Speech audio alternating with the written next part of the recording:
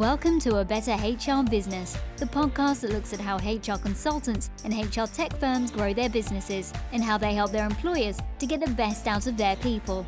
Remember, for show notes and downloads, go to www.getmorehrclients.com/podcast. That's getmorehrclients.com/podcast. Okay, let's get started. Hello, welcome to the show. Thanks for joining me. And I'm really looking forward to today's conversation with Vicknesh Ramachandran. Vicknesh is based in London, Ontario, Canada, and he is the CEO and co-founder of Labelly, which is a very cool HR software platform that streamlines your candidate certification management and speeds up the placement of your candidates by automating your recruitment workflows and a lot more. But before we get into all of that, thank you very much for joining me today. Thank you, Ben. Much appreciated. Yeah, great to have you. So Labelly looks really, really cool. Why did you create it and for whom? So my background is in IT consulting, and way back when, 2015 or so, we were working with a client that serviced the skilled trades and mining industry in Canada. Those of you who are in this industry would probably know that skilled trades and labor, very certification intense, requires a lot of training and whatnot. And so they came to us with a problem statement. They said, hey, we serve the different mines. We provide, stopgap labor for them. So if there was an accident or if they needed extra guys to take a shift, they would call these guys up. And they had to literally flip through phone books trying to find people. And then when they found someone who would take the job, the next thing they had to do is rattle off a list of 30 different certifications to ask them, do you have it? Are you up to date? Do you have proof of that?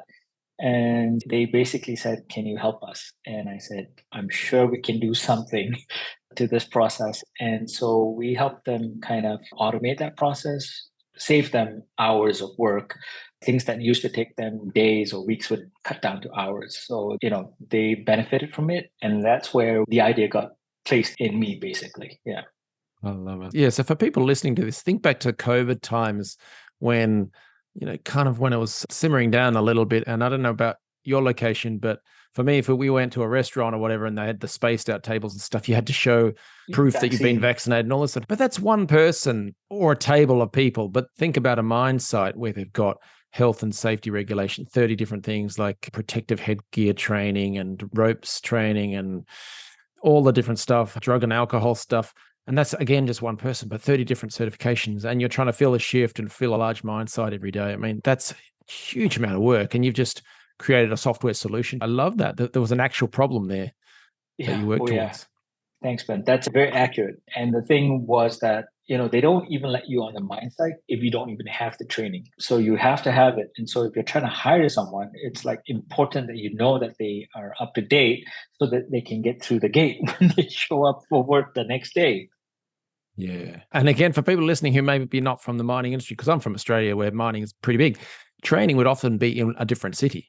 So they'd be in the head office, which would be in a capital city, and then the mine would be a flight away, hours drive away. So you couldn't just send one to site, hope that they got the right license, and then maybe they might get turned back at the gate.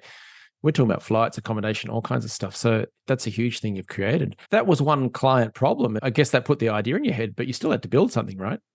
Yes, that's right. So then in the midst of the pandemic, October of 2020, we decided, okay, we've got something here. I think this is a problem that other industries that require certifications and documentation like oil and gas or manufacturing, construction, they might benefit from it. And so then we decided, okay, let's re-architect the system so that it can serve all these other industries as well.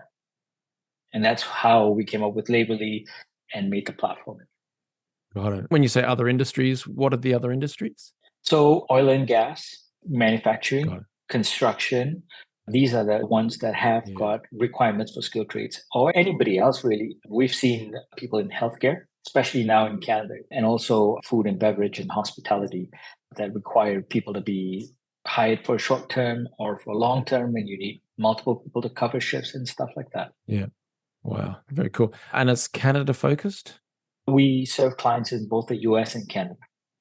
Oh, okay. That's pretty complicated because you've got national regulations, national legislation, national permits and things, but then you've got state-based and regional based and local project based stuff as well, I'm guessing. There's a lot of stuff to cram into some software.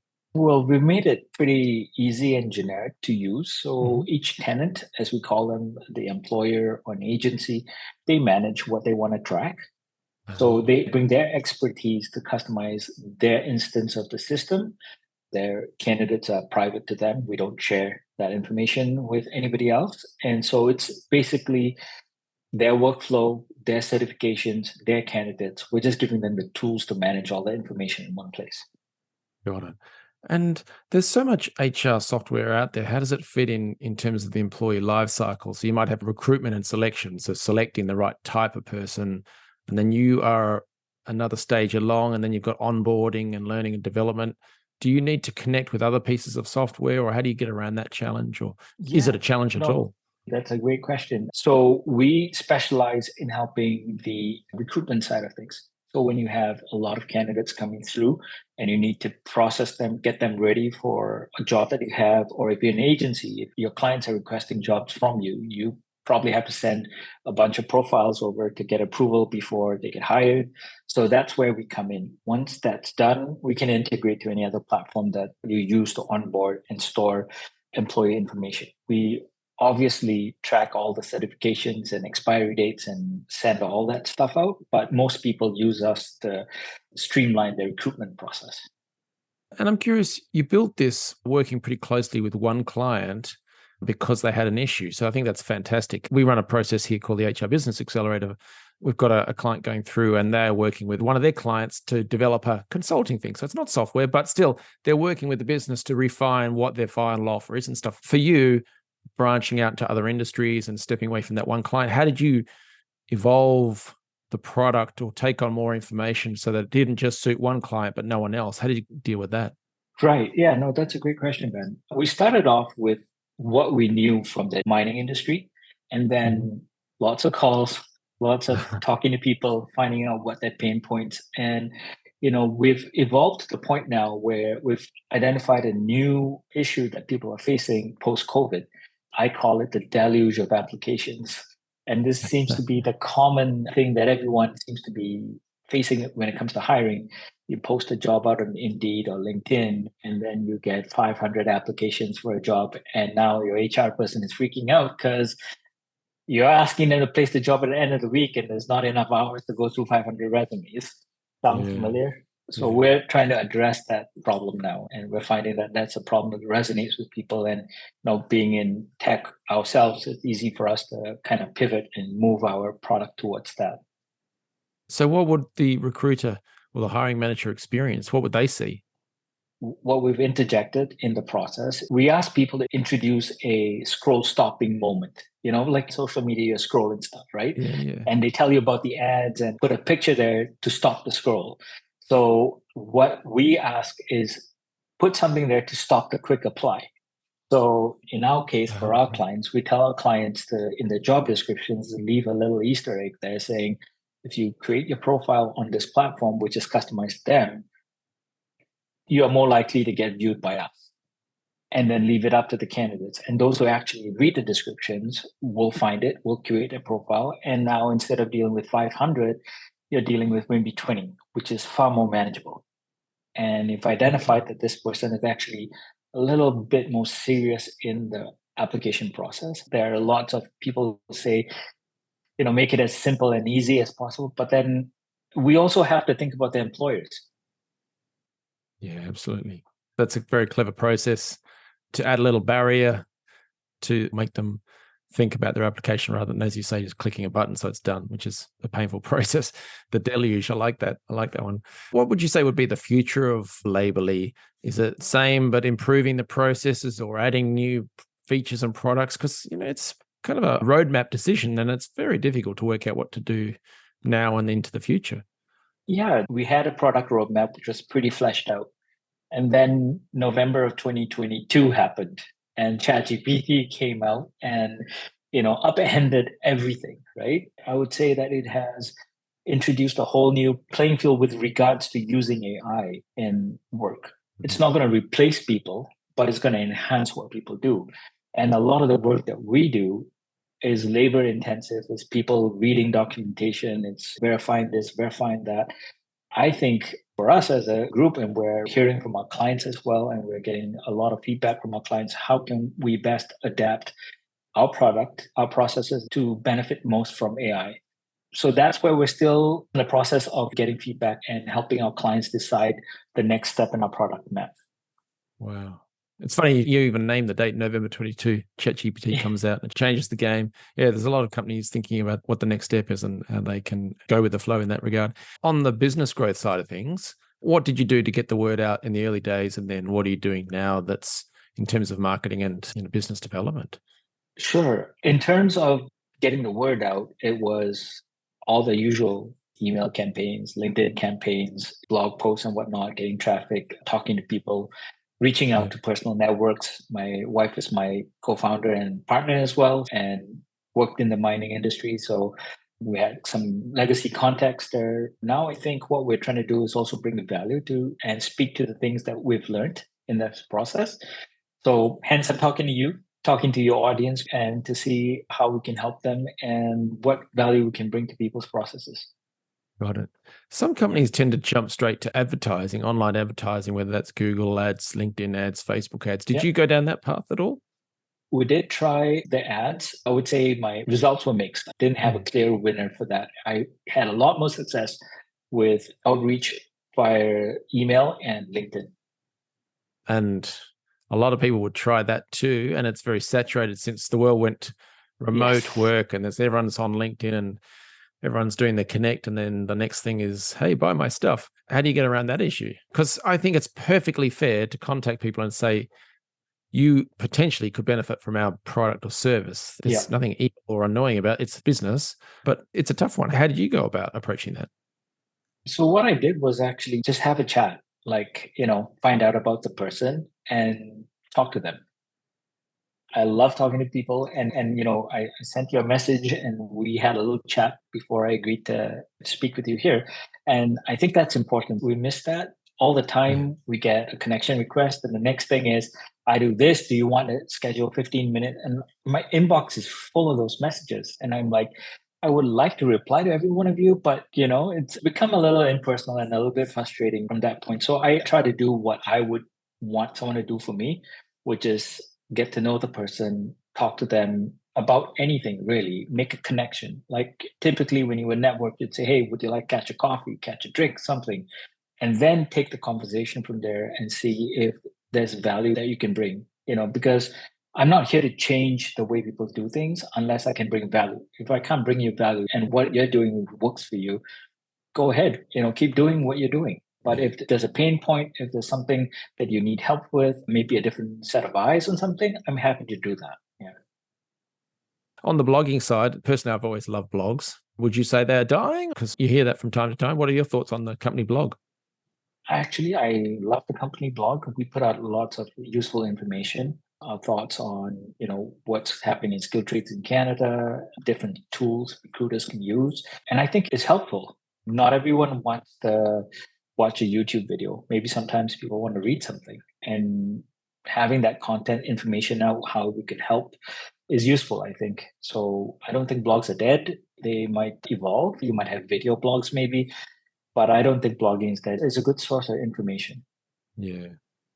It's funny. I've gone through lots of different training programs and they've always got hundreds of hours of videos and things like that. And the videos have got their place, absolutely. But in our own programs for the solos and startup businesses, we've kind of converted from videos to putting a lot more text-based stuff. Okay. Because people can just read it and boom, implement. So Exactly. I think blogging is certainly here to stay. Yes, there'll be different structures and Google will deliver different results in different ways, but you just evolve your writing in that way. Are you looking at any other types of marketing in the future?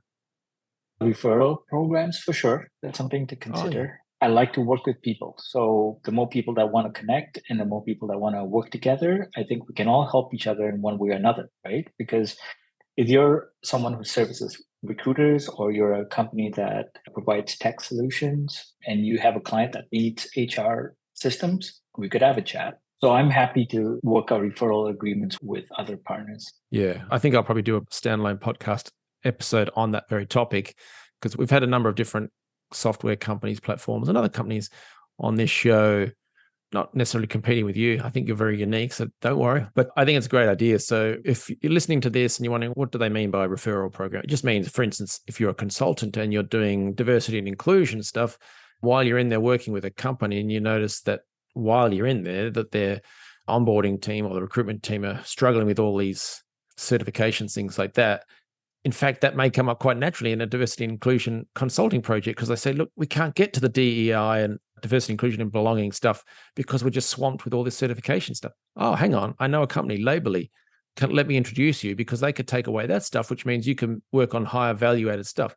So as a consultant, you could refer in Labelly helping the client. So you're genuinely helping the client, and you could either through a referral program, some companies the consultant can do a discount for the company if they don't want to collect a referral fee. Others, they actually pay a referral fee or however it may work. So there's all sorts of different options.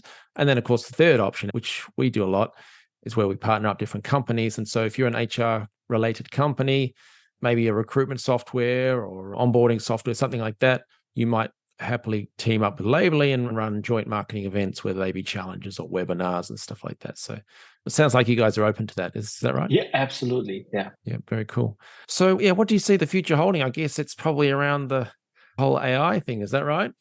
It's definitely a big part of the future. A lot of people are concerned that they're going to lose jobs and whatnot. And my words to them, which I'm sure everybody else has said, you're not going to lose your job to AI. You may lose your job to someone who's leveraging it. So don't be afraid of it. Embrace it in all the different parts, because at the end of the day, I think it's going to help us take out some of the drudgery so you can focus on the creative stuff that you enjoy. Nobody likes paperwork. I don't like paperwork. Maybe there are people who love paperwork. And if you love paperwork, then I'm sure the AI can find you ways to have more paperwork. Yeah. So if someone listening to this wants to learn more about Labelly, maybe become a client or refer business to you or potentially partner up in some way, what should they do next? Go to our website. We have a big button that says book demo call. Click on that button and schedule a call with us, and we'll be happy to discuss how we can help you or what we can do from there. Got it. Now you guys are Canada-based, so that's Labelly with a U, right? Yes, that's right. Labelly with the U. Okay, so www.labourly.ca. And as an Australian, I thank you for using the correct spelling. Vicknesh, this has been great. I love what you guys are doing with Labelly, and I love that you're in the business with your wife as well. But yeah, you've created something great, which is removing painful administrative headaches for companies and basically helping them hire more people and easier, I think. So yeah, congratulations. And thank you for joining me today. Thank you, Ben. Thanks for joining us today on A Better HR Business, the podcast that explores the world of HR consulting and HR tech businesses. For show notes and downloads, go to www.getmorehrclients.com/podcast. That's getmorehrclients.com/podcast. Remember to subscribe and share the show with any friends who are busy growing a HR business. Thanks, and see you next time.